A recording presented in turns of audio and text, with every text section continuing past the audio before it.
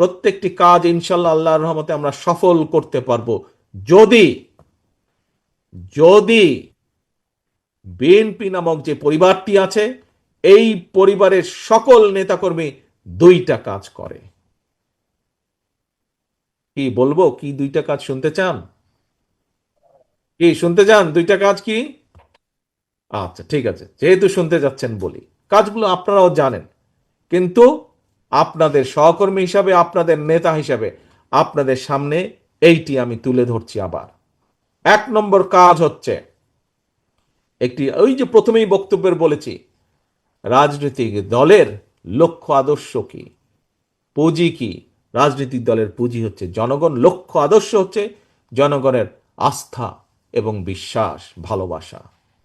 প্রিয় সহকর্মীবৃন্দ, এই ঘরে আপনারা শহীদ জিয়ার যত নেতা কর্মী আছেন, এই ঘরে দেশনেত্রী খালেদা জিয়ার যত সৈনিক আছেন, শুধু এই ঘরে না, আপনি বিএনপি হোক, আপনি যুবদল হন, ছাত্রদল হন, স্বেচ্ছাসেবক দল হন, মহিলা দল হন, মৎস্যজীবী দল হন, কৃষক দল হন, যেই হন না কেন, শুধু একটি পরিচয়, শহীদ জিয়ার কর্মী আমি, খালেদা জিয়ার সৈনিক আমি। এই ঘরেই শুধু না, সারা বাংলাদেশে, সমগ্র বাংলাদেশে শহীদ জিয়া, খালেদা জিয়া যত নেতাকর্মী আছে, প্রত্যেককে প্রত্যেককে সতর্ক থাকতে হবে, সচেতন থাকতে হবে একটি বিষয়, যে এমন কিছু করা যাবে না যেখানে আমাদের প্রতি জনগণের আস্থা এবং ভালোবাসা নষ্ট হোক, বিশ্বাস নষ্ট হোক। এই কাজটি করা থেকে 100% বিরত থাকতে হবে। পারবেন? পারবেন আপনারা? আমাদেরকে পারতে হবে ইনশাআল্লাহ। ধন্যবাদ। আমাদেরকে পারতে হবে, আমাদের চেষ্টা করতে হবে। একজন আরেকজনের দিকে নজর রাখবেন, যাতে আপনার পাশের সহকর্মীটি এমন কোনো কাজ না করে যাতে করে দল ক্ষতিগ্রস্ত হয়। একই সাথে, এটার সাথে 2 নম্বরে যাবার আগে 1 নম্বরেরই একই সাথে আরেকটি বিষয় খেয়াল রাখতে হবে। প্রিয় সহকর্মীবৃন্দ, এই ঘরে যারা আছেন আপনারা, আমি একটু আগেই বলেছি, আমার ধারণা, আমি মনে করি প্রায় প্রত্যেকেই আপনারা গায়েবী মামলার শিকার হয়েছিলেন না?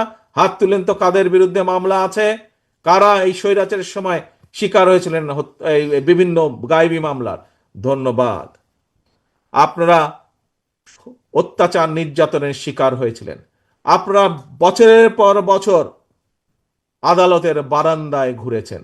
আমাদের এমন অনেক সহকর্মী আছে যাদের জেলে থাকা অবস্থায় তাদের পরিবারের, তাদের বাবা বা মা মারা গিয়েছিলেন, হাত করা পড়া অবস্থায় তাদেরকে জানাজায় নিয়ে যাওয়া হয়েছে। আমাদের নেতাকর্মী আছে, হাত করা পড়া অবস্থায় হাসপাতালের বারান্দায় মৃত্যুবরণ করেছে বিনা চিকিৎসায়। আপনারা সেই দলের কর্মী, সেই দলের নেতা। 60 লক্ষ নেতাকর্মী আমার, যাদের বিরুদ্ধে গায়েবী মামলা, মিথ্যে মামলা ছিল। প্রিয় ভাই বোনেরা, 1 নম্বরের প্রথম কথাটি বলেছি, প্রত্যেককে আমাদের সচেতন থাকতে হবে, আমাদের দ্বারা যাতে এমন কোনো কাজ না হয়। শুধু নওগাঁ না, 64টি জেলার 872,000 গ্রামের প্রত্যেকটি নেতাকর্মীকে সচেতন থাকতে হবে, এমন কাজ যাতে না হয় যাতে করে দল ক্ষতিগ্রস্ত হয়, জনগণের আস্থা বিশ্বাস নষ্ট হয়। একই সাথে আপনাদেরকে খেয়াল রাখতে হবে, মামলা আপনারা খেয়েছেন স্বৈরাচারের সময়, অত্যাচার নির্যাতনের শিকার আপনারা হয়েছেন। আপনার বাড়িতে রাতের অন্ধকারে ওই হেলমেট বাহিনী, হাতুড়ি বাহিনী আর দলীয় পুলিশ দিয়ে অত্যাচার নির্যাতন করা হয়েছে। প্রিয় সহকর্মীবৃন্দ, আল্লাহ চায় তো ইনশাল্লাহ সামনে আপনি দেশ পরিচালনা করবেন, জনগণের জন্য কাজ করবেন। আপনি হয়তো ইনশাল্লাহ, আল্লাহ চাইলে, আল্লাহর রহমতে, এই দেশের জনগণের সমর্থনে আপনি সরকার গঠন করবেন।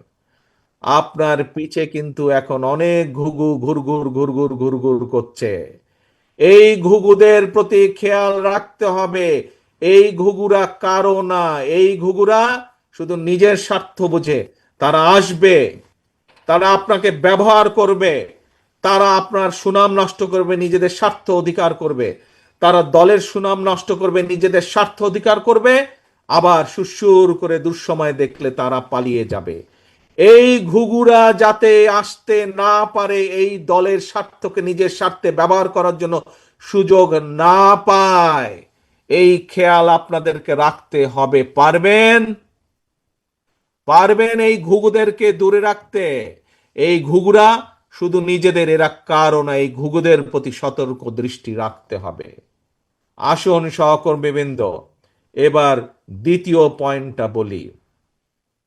ওই ষড়যন্ত্রকে যদি ঠেকিয়ে দিতে হয়, মানুষের অধিকার গণতন্ত্র প্রতিষ্ঠার ষড়যন্ত্রকে যদি ঠেকিয়ে দিতে হয়, যদি আপনার এই 31 দফা, দেশ এবং জনগণের জন্য 31 দফা যেটি আপনি দিয়েছেন, সেটিকে যদি বাস্তবায়ন করতে হয়, তাহলে অবশ্যই অবশ্যই এবং অবশ্যই শহীদ জিয়া, খালেদা জিয়ার প্রত্যেকটি সৈনিককে আপন ভাইয়ের মতন, আপন ভাই বোনের মতন ঐক্যবদ্ধ থাকতে হবে যে কোনো মূল্যে।